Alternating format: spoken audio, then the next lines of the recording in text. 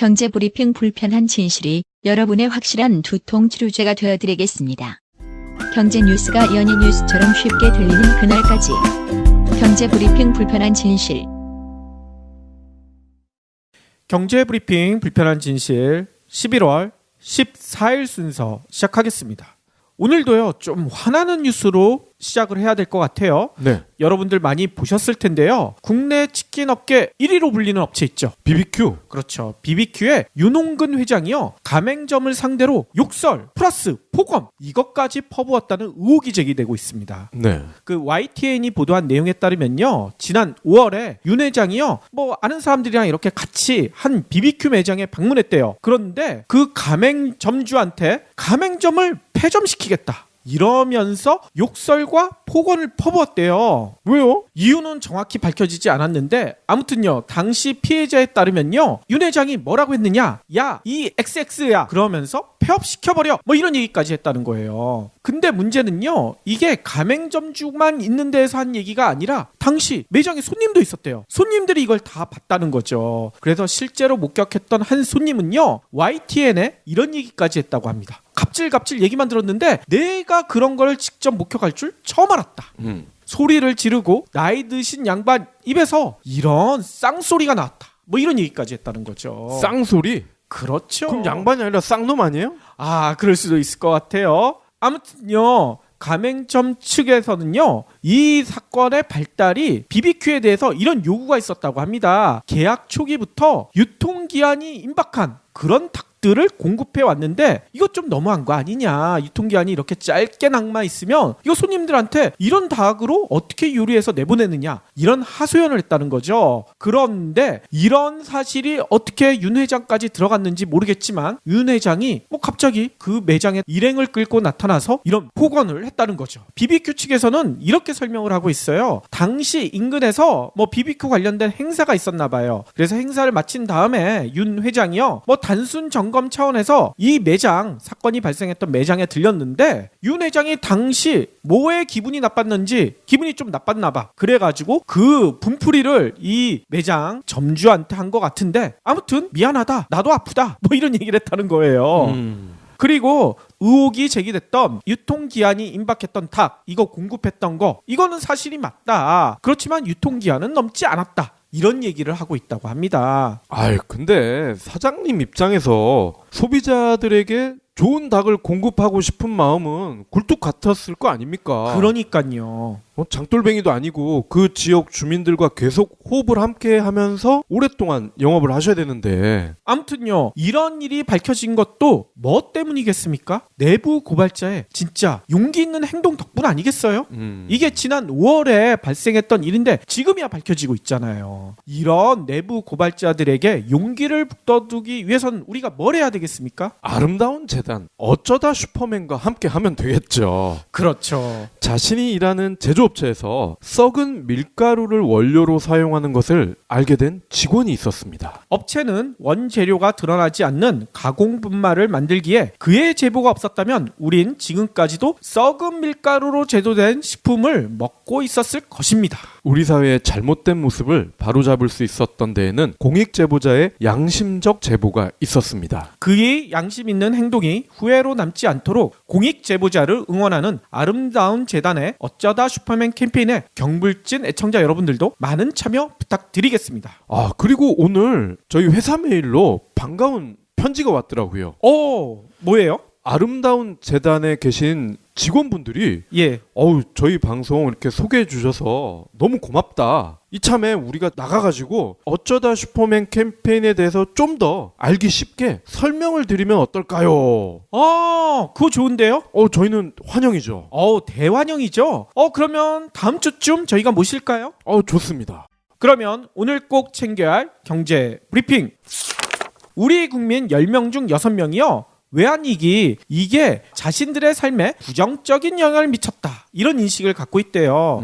이건 너무나 당연한 결과일 것 같아요. 그렇죠. 외환위기가 비정규직 문제와 안정적 직업 선호 그리고 소득 격차 이거를 증가시켰다고 생각하고 있는 것으로 나타났다고 합니다. 이 내용은요. 저도 까먹고 있었어요. 올해가 외환위기 발생 20주년이었대. 세월이 진짜 빠르죠? 이 20주년을 맞아 KDI가 우리나라 성인 남녀 1000명을 대상으로 설문조사를 했는데 이렇게 나타났다고 합니다. 조사 결과에 따르면요. 응답자의 57.4%가요. 지난 50년간 한국 경제에서 가장 어려웠던 시기 언제냐? 그랬더니 당연히 IMF 외환위기 이걸 지목했다는 거죠. 그리고 26.6%는요. 2010년대 저성장 이걸 꼽았다고 하고요. 또 5.2%는요. 2008년 글로벌 금융위기 그리고 5.1%는 1970년대 석유파동 이런 걸 꼽았다고 합니다. 또 응답자의 59.7% 거의 60%죠. 외환위기가 본인의 삶에 부정적인 영향을 미쳤다. 이렇게 답했대요. 특히 외환위기 당시 대학생. 저도 요 당시 대학생은 아니었고 대학원생이었거든요. 저는 대학생이었어요. 그랬군요. 아무튼 대학생의 68.9% 부정적인 영향을 많이 받았다. 이렇게 얘기했다고 합니다. 그리고 자영업자도 67.2%가 동일한 대답을 했고요. 농림, 축산, 수산업 여기 종사하시는 분들도요. 무려 62.5%가 외환위기 때문에 너무 힘들었다. 이렇게 답했다는 거죠. 휴학생도 대학생 맞죠? 맞죠. 예, 이 당시에 저의 선배, 후배 그러니까 적을 두고 있던 그런 학생들은 대부분 군대로 도피를 했던 기억이 납니다. 그러니까요. 아니 저는 취직하기 싫어서 대학원으로 잠시 놀러 갔었는데 그 사이에 외환위기가 와서 취직할 데가 없어졌어요. 예. 취직할 데가 없어져가지고 뭐 한동안 알바로 연명을 했었죠. 예, 아마 군대 가는 게 고마웠던 게 아마 이때가 처음이자 마지막이 아닐까 싶어요. 아니요. 지금도 헬 조선에서는 군대 그래요? 가는 게 오히려 낫다고 얘기하는 그렇게 힘들어하는 분들이 계시죠. 또 설문조사에 보면요. 응답자의 64.4%가요. 외환위기 당시 경제위기 때문에 심리적 위축까지 경험했다. 이런 대답을 했대요. 그리고 57.5%는요. 국가 간의 변화가 생겼다. 뭐 이런 얘기를 했다는 거죠. 그리고 취업 방향 및 투자에 대한 가치관이 변화했다. 이렇게 대답하신 분들도요. 54.9%.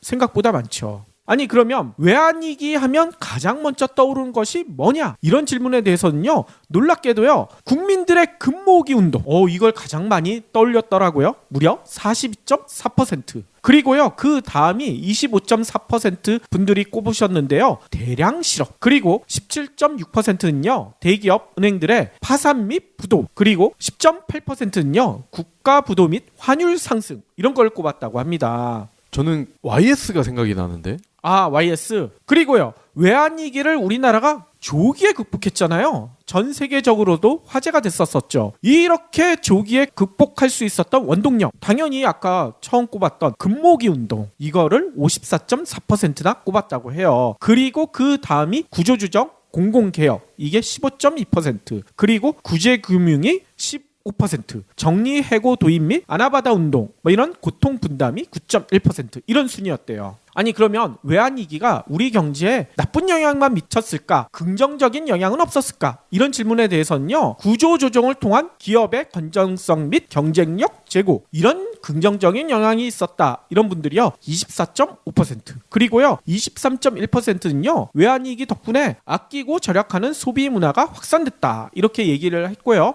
또 22.7%는요. 기업 경영 및 사회 전반의 투명성이 높아졌다.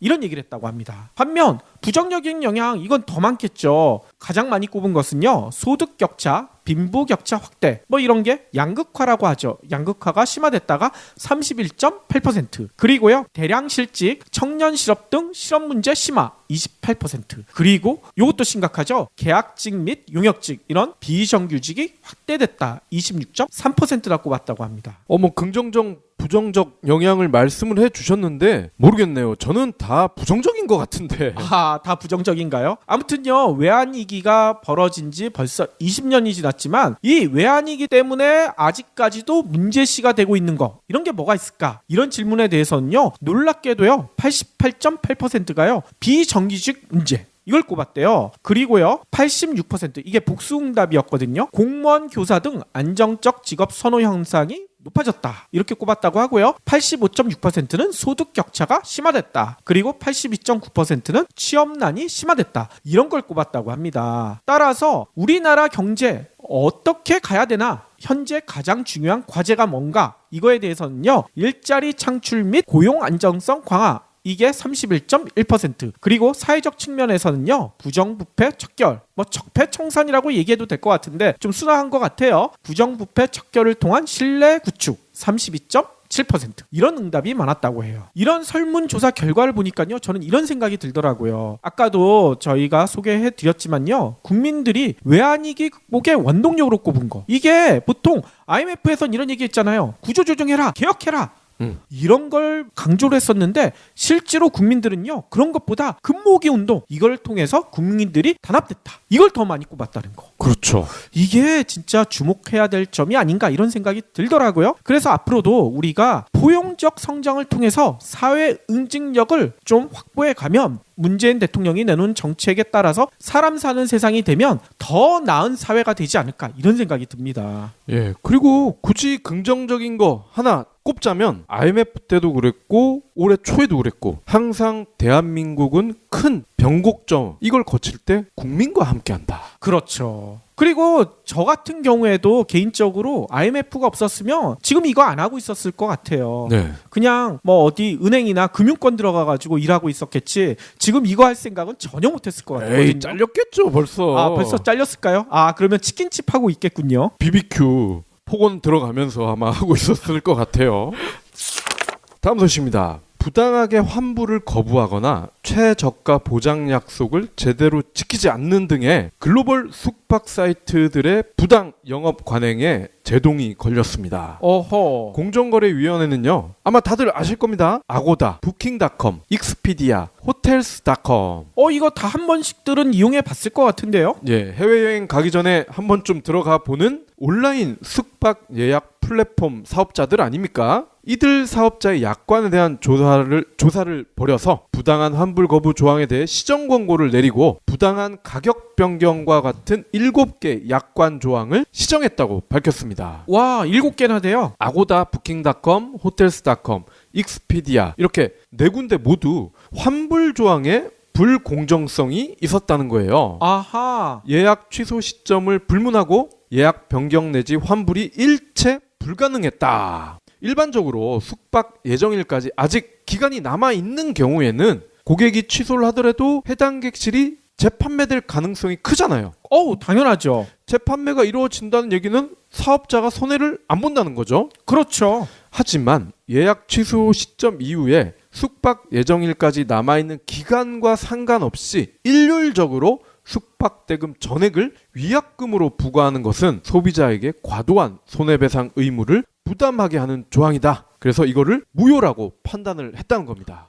이건 너무 당연한 판단인 것 같은데요. 예, 물론 소비자가 전날이라든지 당일 새벽이라든지 요럴 때 취소를 했다면 전액을 환불을 받지 못하더라도 크게 불만이 없을 것 같긴 한데 2주, 3주, 한 달 전 이때 취소를 한 거는 얘기가 다른 거죠. 그렇죠. 사업자가 시정 권고 통보를 받은 후 60일 이내에 시정하지 않으면요. 공정위는 시정 명령을 내릴 수 있고 이때도 지키지 않으면요. 형사 고발이 됩니다. 그렇군요. 아니 그리고 최저가 눈속임에 대한 꼼수 이거에 대해서도 제동이 걸렸다면서요. 맞습니다. 이들 앱 들어가 보면 항상 최저가, 반값 이런 게 눈에 띄게 표기가 돼 있잖아요. 그러니까요. 이메일로도 너무 많이 보내줘요. 네. 호텔스닷컴의 경우에 사업자의 귀책 사유로 숙박료가 낮은 가격으로 책정이 돼서 소비자 예약이 이루어진 경우에도 숙박료를 변경하거나 숙소를 제공하지 않을 수 있다. 이런 약관을 유지해 왔다는 거예요. 어허. 또 소비자가 계약 체결 시에 적용되던 최저가 보장 약관이 변경될 때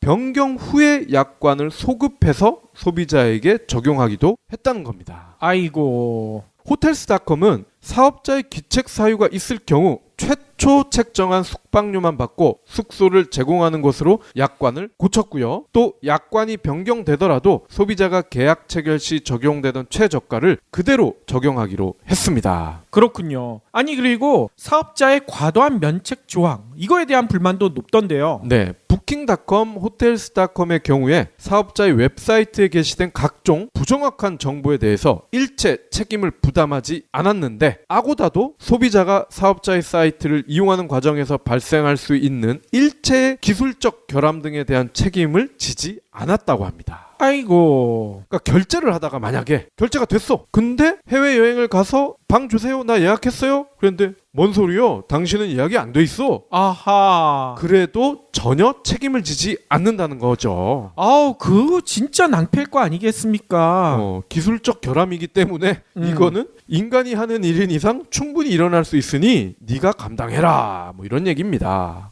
실제로 이들 업체에 당하신 분이 글을 올려놓으셨어요. 최저가 보장이라는 사이트에 예약하고 다른 사이트에서 같은 방 가격이 더 저렴한 것을 보고 캡처를 해서 차익을 환불해 달라고 하니까 분명 같은 방인데 사이트에 방 소개한 명칭이 다르기 때문에 못 해준다. 이런 답변이 왔다는 겁니다. 아, 같은 방인데 이름이 다르다? 예, 사이트마다 조금씩 명칭을 달리 해놨더군요. 이야, 이거는 진짜 꼼수가 보이는데요? 예, 얍삽한 속임수인 거죠. 교묘하게 빠져나가기 위해서 한쪽은 3인실, 다른 쪽은 트리플룸이라 동일 조건 방이라고 인정을 못한다. 야, 이거는 너무하네. 3인실이 트리플룸 아니에요? 그러니까요. 최근 최저임금에 대한 논란이 다시 불거지고 있는 것 같아요. 그런 논란을 잠재울 수 있는 한 보고서가 나왔다고 합니다. 이 보고서 내용을 좀 살펴보고 싶은데요. 이게 뭐냐면요. 한국보다 앞서 급격한 최저임금 인상 정책을 쓴 나라가 있대요. 어느 나라인지 혹시 감이 잡히시나요? 뭐 유럽 선진국이나 북미 아니에요? 그런데 그런 나라가 아니에요. 우리 바로 이웃나라. 에이, 설마 중국이나 일본? 중국이라고 합니다. 중국이요, 이렇게 급격한 최저임금 인상 정책을 썼는데, 그러면 최저임금이 이렇게 올라갔으면 우리 수구보수에서 얘기하듯이 일자리가 줄어들어야지 정상 아니겠어요? 그렇죠. 근데 일자리가 오히려 늘어났다. 이런 조사 결과가 나왔다고 합니다.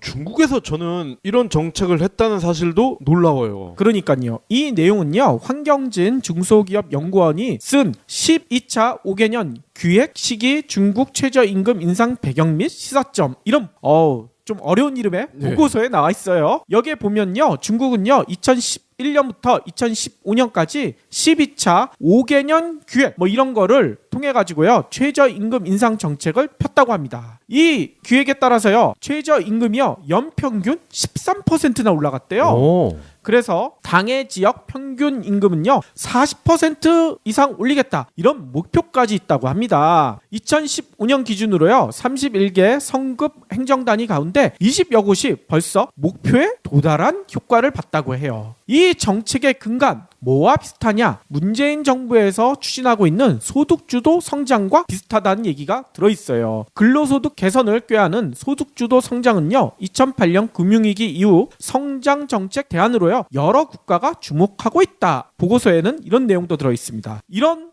주목하는 국가 중에 중국이 가장 대표적이란 얘기겠죠. 오히려 우리나라는요 문재인 정부 들어서 이런 대열에 합류했으니까 중국보다 좀 늦은 감이 있다, 이런 얘기도 나와 있어요. 문 정부는요 2020년까지 최저임금을 10,000원까지 끌어올리겠다, 이런 계획을 발표하셨잖아요. 당장 내년 임금은요 올해보다 16.4% 인상되는 걸로 나타나 있고요. 이를 두고 최저임금 인상으로 인한 인건비 부담, 사업주의 경영난을 통해 고용 감소, 이것을 걱정하는 목소리가 매우 높죠. 특히 수구 보수 쪽에서는 계속 이런 얘기를 하고 있죠. 네. 그렇지만 문재인 정부는 이거 걱정 없다. 그리고 이런 걱정을 무마하기 위해서 3조 원 정도를 지원하기로 얼마 전에 발표를 했잖아요. 저희가 브리핑 시간에도 얘기를 드렸고요. 일자리 줄어든다 막 이렇게 협박을 해도 안 되니까 요즘은 그런 소리를 하던데요. 최저임금이 이렇게 많이 올라가면은 결국 이 인상분 상품에 반영이 되기 때문에 소비자가 돈을 더 내야 된다. 와하, 그러니까요. 이게 말이 됩니까? 아무튼요, 이 보고서에 따르면요, 문재인 정부의 정책과 동일한 정책을 먼저 편 중국 같은 경우 결과적으로 고용 효과를 누렸다, 이렇게 나타나 있어요. 실제로 보면요, 중국의 고용자 숫자가요 2011년 7억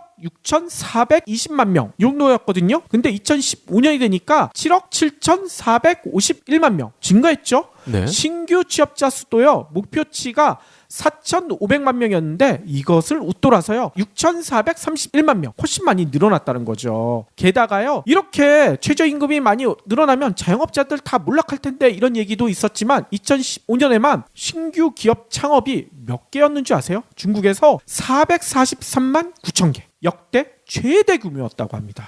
최저임금이 이렇게 많이 올라가면 그만큼 기업들이 먹을 수 있는 파이도 커지는 겁니다. 그러니까요. 그래서요 이 보고서에선 이런 내용이 나와 있어요. 최저임금 효과는 이론적으로 실증적으로 명확한 결론은 아직까지는 없다. 하지만 중국의 경우 지난해부터 최저임금에 대한 구체적인 목표를 제시하지 않았지만 2020년까지 주민소득을 2010년보다 2배로 늘리겠다는 성장 정책이 유효한 상태다. 벌써 이게 일자리로 증명되고 있지 않느냐 이런 얘기를 한다는 거죠. 아무튼요 이런 내용에 대해서 벌써 수구 보수 쪽에서 댓글 공격이 시작된 것 같아요. 이거 뭐 중국이나 가능한 얘기지 왜 한국에 갖다 붙이냐 이런 얘기를 하시는 분들이 꽤 계신 것 같은데요. 그게 아니죠. 중국에서도 가능한 얘기면 한국에서 왜 불가능할 거라고 생각하십니까? 더 가능하죠. 그러니까요. 그리고요 우리가 늘 얘기했지만 최저임금은요 단순한 임금이 아니라요 인간성에 대한 최저 기준선, 이 기준선이 높은 나라가 진정한 살기 좋은 나라 아니겠어요? 우리가 중국보다 살기 힘든 나라? 이거 인정할 사람이 어디 있겠습니까? 최소한 중국보다는 살기 좋은 나라 아니겠어요? 참 공안이 판치는 중국 맞아요? 이렇게 어떻게 보면 공포 정치를 하고 있다고 생각해도 되는 중국에서도 이렇게 노동자를 대우해 주려고 하는데 우리나라는 중국보다 훨씬 자유롭고 민주적이라고 말은 그렇게 하고 있죠. 그러니까요. 우리가 중국보다는 훨씬 나은 모습을 최저임금에서도 보여줄 수 있는 그런 사회가 됐으면 좋겠어요. 마지막으로는요. 박 PD가 좋아할 만한 내용을 제가 골라왔습니다. 안 좋아할 수도 있는데. 박 PD는 커피 매니아잖아요. 네. 커피 진짜 좋아하시죠? 네. 그런데 캡슐 커피도 좋아하시나요? 네, 이럴 줄 알았어. 저 캡슐 커피는 안 좋아합니다. 그래요? 의외로 캡슐 커피 좋아하시는 분들도 많더라고요. 저는 좋아하거든요. 그런데 이런 생각 한번 해보셨어요? 캡슐 커피가 왜 만들어졌을까? 편하게 먹으려고. 보통 그렇게 생각하시죠. 예. 그래서 집에서도 편리하게 카페 커피 맛을 즐기고 싶어서 이래서 만들어지지 않았을까? 이렇게 생각하시는 분들이 많을 텐데요. 캡슐 커피 탄생에 담겨진 놀라운 비밀이 있다고 합니다. 그 내용을 지금부터 살펴볼게요. 캡슐 커피를 대중화한 업체가 네스프레소라는 업체거든요. 아하. 여기에 초대 사장이요. 에릭 파브란 분이에요. 근데 에릭 파브란 분은요. 1970년대 후반 최상의 에스프레소를 내가 한번 만들어 보겠다. 이런 목적을 가지고요. 이탈리아로 갔다고 합니다. 이탈리아가 가장 커피 맛있게 먹는 나라 이렇게 알려져 있으니까요. 네. 그래서 이탈리아의 유명한 도시들 다 돌아본 거예요. 그 도시의 가장 유명한 카페 이런 데들을 다 샅샅이 뒤졌다는 거죠. 그런데 이렇게 뒤지다 보니까 가장 맛있는 커피 만드는 곳 여기를 발견했대요. 네. 이 카페 이름이요. 산트 유스타치오. 박 PD님 혹시 가보셨나요? 저는 이탈리아 자체를 못 가봤습니다. 그렇군요. 아무튼요. 이 카페에서는요. 풍부한 향과 크레마 이것 때문에 카피 매니아들이 진짜 끊이지 않도록 몰려드는 그런 유명한 곳이었다고 합니다. 이름에서부터가 향이 느껴져요. 유스타치오잖아. 그렇죠. 피스타치오. 그 땅콩 비슷하게 생긴 그렇죠. 거. 이렇게 고소한 향이 날 것 같아요, 왠지. 그럴 수 있겠네요. 아무튼요. 에릭 파브 사장은요. 아니 이 카페 커피는 왜 이렇게 맛이 좋을까? 이게 궁금했던 거죠. 그래서 몇 날 며칠 동안 그 카페에서 바리스타가 커피 내리는 것을 계속 관찰해봤다는 거예요. 네. 뭔가 다른 점이 있지 않을까? 아니면 커피 원두가 다를까? 여러 방면에서 찾아보다 보니까 놀라운 점 하나를 발견했다고 합니다. 뭐냐면요. 여기 바리스타들이 에스프레소, 이탈리아 사람들이 주로 먹는 그 진한 커피 그거를 뽑는데 조금 방식이 달랐다는 거예요. 기존의 카페에서는요. 에스프레소 머신을 피스톤 방식이라고 해가지고요. 바리스타가 레버를 눌러서요. 커피를 추출하는 그런 방식을 썼다는 거죠. 그래서 레버를 누르게 되면요. 거기에 수증기가 커피 가루를 통과하게 되면서요. 에스프레소가 추출되는 그런 방식을 썼다고 합니다. 그런데 대부분의 카페에서는 이렇게 추출할 때 레버 그냥 한 번만 딱 내리고 말죠. 왜냐면 이것도 귀찮잖아. 하루 오전에만 커피를 뭐 400잔, 500잔을 만드는 그런 데도 있으니까요. 그런데 이 산트 유스타치오의 바리스타들은요. 이렇게 레버를 내릴 때 한 번만 내리지 않았대요. 3번, 4번 펌핑을 하면서 내렸다고 합니다. 펌핑? 예. 아니 이렇게 한 이유가 뭘까? 이 바리스타한테 가서 물어봤다는 거예요. 한 번만 내리면 될 걸 왜 3-4번 이렇게 힘들게 펌핑을 하느냐? 그랬더니 바리스타가 이렇게 설명을 했다는 거예요. 공기를 더 빽빽히 주입해가지고요, 최대한 높은 압력으로 수증기가 커피가루를 통과하기 위해서, 이런 설명을 했다는 거죠. 이 작은 차이가 커피 맛을 훨씬 더 풍부하게 만들었다, 이런 얘기인 거죠. 예, 뭐 저도 요 에스프레소 머신에 대해서 관심이 좀 있어서 예전에 좀 알아봤었는데, 이 압력이 굉장히 중요하거든요. 그렇죠. 네, 압력에 따라 맛이 천차만별입니다. 맞아요. 아니 저는 요 얘기를 듣고 갑자기 그게 생각나더라고요. 우리나라 국밥 있잖아요. 네. 국밥 잘하는 집 가면 국밥에 국이랑 밥을 이렇게 떠줄 때 한 번에 안 뜨죠.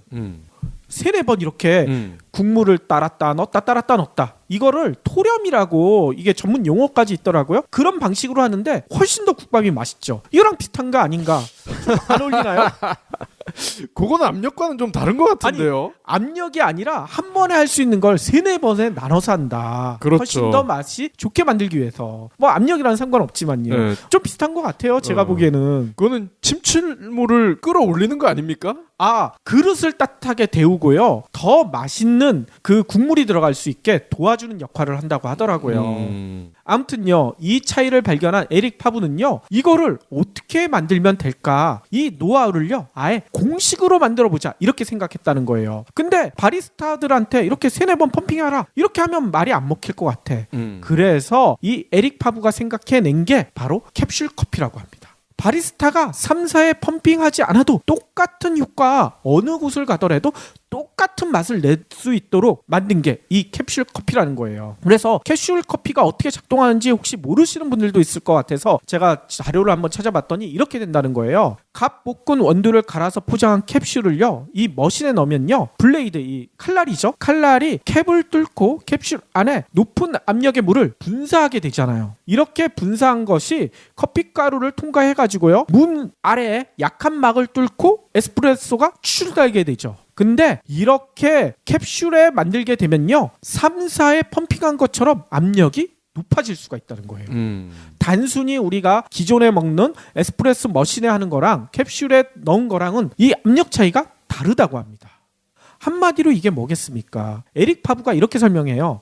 캡슐 커피는요, 단순히 이 에스프레소를 집에서 편하게 먹기 위해서 만든 게 아니라 최상의 에스프레소 맛을 찾기 위해서 비결을 찾다 보니 만들어진 것이다, 이런 설명을 했다는 거죠. 아하. 그러니까 저는 캡슐 커피를 자제하는 이유가 다른 게 없고요. 일단 먹어봤을 때 확실히 맛이 달라요. 그러니까 원두를 직접 갈아서 먹는, 현장에서 먹는 것과는 일단 맛이 다르고, 두 번째, 캡슐이라는 것은 유통기한을 염두에 두고 만들잖아요. 그렇죠. 그렇기 때문에 알게 모르게 첨가제가 들어갈 것이라는 그런 믿음이 있는 거죠. 아하. 그렇기 때문에 몸에 좋을 리는 없다. 그 2가지 이유 때문에 저는 캡슐 커피는 잘 안 먹거든요.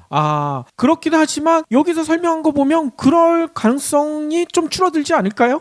취지 자체는 굉장히 좋은데요? 그러니까요. 아니 저는 이 캡슐 커피 이야기를 보면서 이런 생각이 들더라고요. 우리 속담에 그런 게 있잖아요. 급할수록 돌아가라. 아무리 힘들더라도 정도를 걸어라. 단순히 편리함만 쫓는 게 아니라 최상의 에스프레소 맛을 찾다 보니까 오히려 더 편리함이 거기다 첨가된 거, 이거랑 비슷한 것 같아요. 네스프레소가 캡슐 분야 1위인 건 알고 있었는데 이렇게 최초로 이런 사연으로 태어나서 1위를 했구나. 이번 시간을 통해서 배우게 됐습니다. 그러니까요. 그래서 저희도 팟캐스트를 하면서요, 이런 각오를 다시 한번 해야 될 것 같아요. 저희가 뭐 급하게 빨리 성장하겠다, 진짜 팟캐스트 1위가 되겠다, 이러기보다는 정도 급할수록 돌아가라는 그 속담의 믿음을 가지고 방송을 하다 보면 언젠가는 또 우리가 1위를 할 수도 있지 않을까, 이런 생각이 들거든요. 저희 애청자분들 마음속에서는 저희가 1위예요. 그렇죠.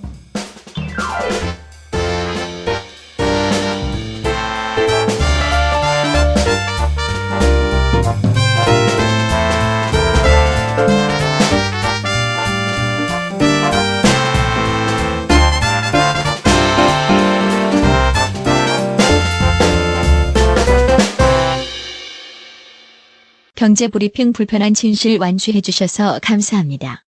하트 투척, 댓글 남기기, 계좌 후원 등 다양한 방법으로 힘을 보태주세요.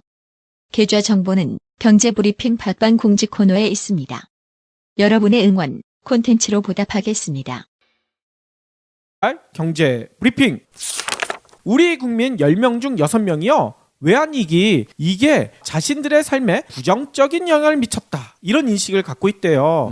이건 너무나 당연한 결과일 것 같아요. 그렇죠. 외환위기가 비정규직 문제와 안정적 직업 선호 그리고 소득 격차 이거를 증가시켰다고 생각하고 있는 것으로 나타났다고 합니다. 이 내용은요. 저도 까먹고 있었어요. 올해가 외환위기 발생 20주년이었대.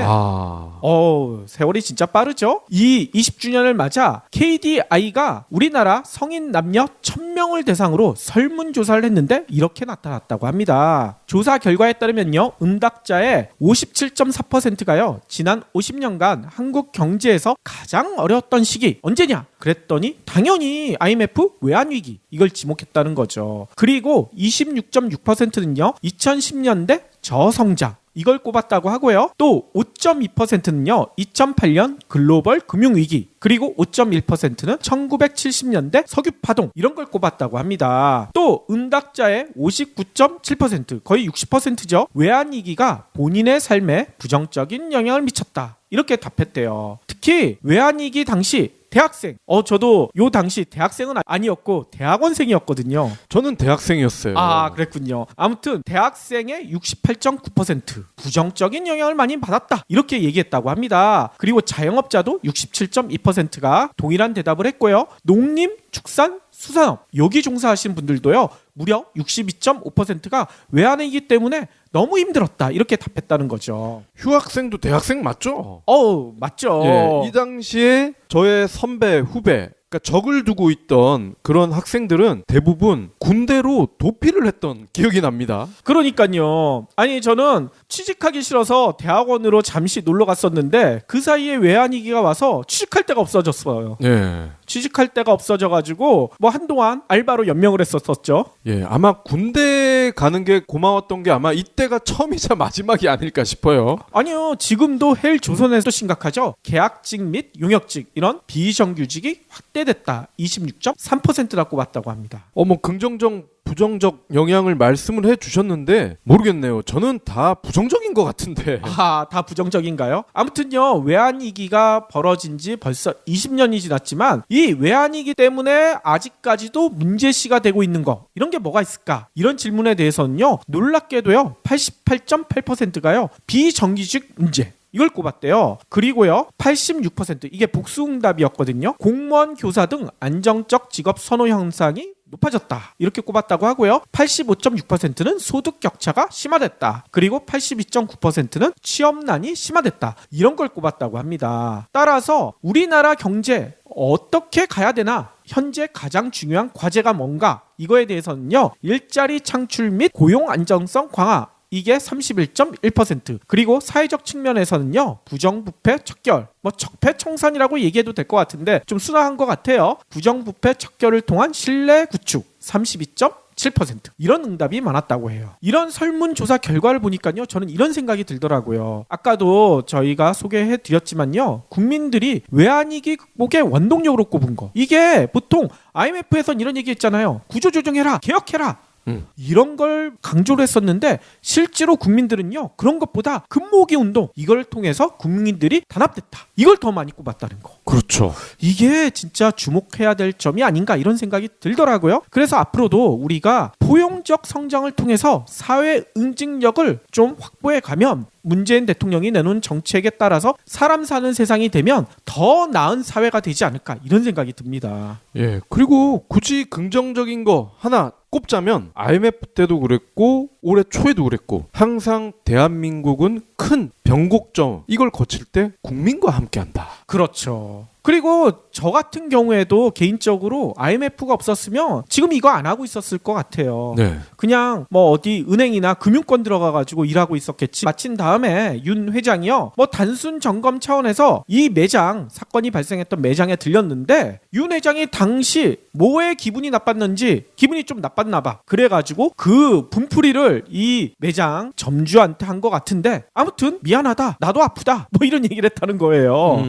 그리고 의혹이 제기됐던 유통기한이 임박했던 닭 이거 공급했던 거 이거는 사실이 맞다. 그렇지만 유통기한은 넘지 않았다. 이런 얘기를 하고 있다고 합니다. 근데 사장님 입장에서 소비자들에게 좋은 닭을 공급하고 싶은 마음은 굴뚝 같았을 거 아닙니까? 그러니까요. 장돌뱅이도 아니고 그 지역 주민들과 계속 호흡을 함께 하면서 오랫동안 영업을 하셔야 되는데. 아무튼요, 이런 일이 밝혀진 것도 뭐 때문이겠습니까? 내부 고발자의 진짜 용기 있는 행동 덕분 아니겠어요? 이게 지난 5월에 발생했던 일인데 지금이야 밝혀지고 있잖아요. 이런 내부 고발자들에게 용기를 북돋우기 위해서는 우리가 뭘 해야 되겠습니까? 아름다운 재단, 어쩌다 슈퍼맨과 함께 하면 되겠죠. 그렇죠. 자신이 일하는 제조업체에서 썩은 밀가루를 원료로 사용하는 것을 알게 된 직원이 있었습니다. 업체는 원재료가 드러나지 않는 가공 분말을 만들기에 그의 제보가 없었다면 우린 지금까지도 썩은 밀가루로 제조된 식품을 먹고 있었을 것입니다. 우리 사회의 잘못된 모습을 바로잡을 수 있었던 데에는 공익 제보자의 양심적 제보가 있었습니다. 그의 양심 있는 행동이 후회로 남지 않도록 공익 제보자를 응원하는 아름다운 재단의 어쩌다 슈퍼맨 캠페인에 경불진 애청자 여러분들도 많은 참여 부탁드리겠습니다. 그리고 오늘 저희 회사 메일로 반가운 편지가 왔더라고요. 뭐예요? 아름다운 재단에 계신 직원분들이 저희 방송 이렇게 소개해 주셔서 너무 고맙다. 이참에 우리가 나가가지고 어쩌다 슈퍼맨 캠페인에 대해서 좀 더 알기 쉽게 설명을 드리면 어떨까요? 그거 좋은데요? 저희는 환영이죠. 대환영이죠. 그러면 다음 주쯤 저희가 모실까요? 좋습니다. 그러면 오늘 꼭 챙겨야서는 군대 그래요? 가는 게 오히려 낫다고 얘기하는 그렇게 힘들어하는 분들이 계시죠. 또 설문조사에 보면요, 응답자의 64.4%가요 외환위기 당시 경제위기 때문에 심리적 위축까지 경험했다, 이런 대답을 했대요. 그리고 57.5%는요 국가 간의 변화가 생겼다, 이런 얘기를 했다는 거죠. 그리고 취업 방향 및 투자에 대한 가치관이 변화했다, 이렇게 대답하신 분들도요 54.9%. 생각보다 많죠. 아니, 그러면 외환위기 하면 가장 먼저 떠오르는 것이 뭐냐? 이런 질문에 대해서는요, 놀랍게도요, 국민들의 금모으기 운동, 이걸 가장 많이 떠올렸더라고요. 무려 42.4%. 그리고요, 그 다음이 25.4% 분들이 꼽으셨는데요, 대량 실업. 그리고 17.6%는요 대기업 은행들의 파산 및 부도. 그리고 10.8%는요 국가 부도 및 환율 상승, 이런 걸 꼽았다고 합니다. 저는 YS가 생각이 나는데. YS. 그리고요, 외환위기를 우리나라가 조기에 극복했잖아요. 전 세계적으로도 화제가 됐었었죠. 이렇게 조기에 극복할 수 있었던 원동력, 당연히 아까 처음 꼽았던 금모으기 운동, 이거를 54.4%나 꼽았다고 해요. 그리고 그 다음이 구조조정, 공공개혁, 이게 15.2%. 그리고 구제금융이 5%, 정리해고 도입 및 아나바다 운동, 이런 고통 분담이 9.1%, 이런 순이었대요. 아니, 그러면 외환위기가 우리 경제에 나쁜 영향만 미쳤을까? 긍정적인 영향은 없었을까? 이런 질문에 대해서는요, 구조조정을 통한 기업의 건전성 및 경쟁력 제고, 이런 긍정적인 영향이 있었다, 이런 분들이요 24.5%. 그리고요 23.1%는요 외환위기 덕분에 아끼고 절약하는 소비 문화가 확산됐다, 이렇게 얘기를 했고요. 또 22.7%는요 기업 경영 및 사회 전반의 투명성이 높아졌다, 이런 얘기를 했다고 합니다. 반면 부정적인 영향, 이건 더 많겠죠. 가장 많이 꼽은 것은요 소득 격차, 빈부 격차 확대, 이런 게 양극화라고 하죠. 양극화가 심화됐다가 31.8%. 그리고요 대량 실직, 청년 실업 등 실업 문제 심화 28%. 그리고 경제 브리핑 불편한 진실이 여러분의 확실한 두통 치료제가 되어드리겠습니다. 경제 뉴스가 연예 뉴스처럼 쉽게 들리는 그날까지. 경제 브리핑 불편한 진실. 경제 브리핑 불편한 진실 11월 14일 순서 시작하겠습니다. 오늘도요 좀 화나는 뉴스로 시작을 해야 될 것 같아요. 네. 여러분들 많이 보셨을 텐데요. 국내 치킨 업계 1위로 불리는 업체 있죠. BBQ. 그렇죠. BBQ의 윤홍근 회장이요 가맹점을 상대로 욕설 플러스 폭언, 이것까지 퍼부었다는 의혹이 제기되고 있습니다. 네. 그 YTN이 보도한 내용에 따르면요, 지난 5월에 윤 회장이요 아는 사람들이랑 이렇게 같이 한 BBQ 매장에 방문했대요. 그런데 그 가맹점주한테 가맹점을 폐점시키겠다, 이러면서 욕설과 폭언을 퍼부었대요. 왜요? 이유는 정확히 밝혀지지 않았는데 아무튼요 당시 피해자에 따르면요 윤 회장이 뭐라고 했느냐, 야 이 XX야 그러면서 폐업시켜버려 뭐 이런 얘기까지 했다는 거예요. 근데 문제는요 이게 가맹점주만 있는 데에서 한 얘기가 아니라 당시 매장에 손님도 있었대요. 손님들이 이걸 다 봤다는 거죠. 그래서 실제로 목격했던 한 손님은요 YTN에 이런 얘기까지 했다고 합니다. 갑질 얘기만 들었는데 내가 그런 걸 직접 목격할 줄 처음 알았다. 소리를 지르고 나이 드신 양반 입에서 이런 쌍소리가 나왔다. 뭐 이런 얘기까지 했다는 거죠. 쌍소리? 그렇죠. 그럼 양반이 아니라 쌍놈 아니에요? 아, 그럴 수도 있을 것 같아요. 아무튼요. 가맹점 측에서는요. 이 사건의 발달이 BBQ에 대해서 이런 요구가 있었다고 합니다. 계약 초기부터 유통기한이 임박한 그런 닭들을 공급해 왔는데 이거 좀 너무한 거 아니냐. 유통기한이 이렇게 짧게 남아 있으면 이거 손님들한테 이런 닭으로 어떻게 요리해서 내보내느냐. 이런 하소연을 했다는 거죠. 그런데 이런 사실이 어떻게 윤 회장까지 들어갔는지 모르겠지만 윤 회장이 뭐 갑자기 그 매장에 일행을 끌고 나타나서 이런 폭언을 했다는 거죠. BBQ 측에서는 이렇게 설명을 하고 있어요. 당시 인근에서 뭐 BBQ 관련된 행사가 있었나 봐요. 그래서 행사를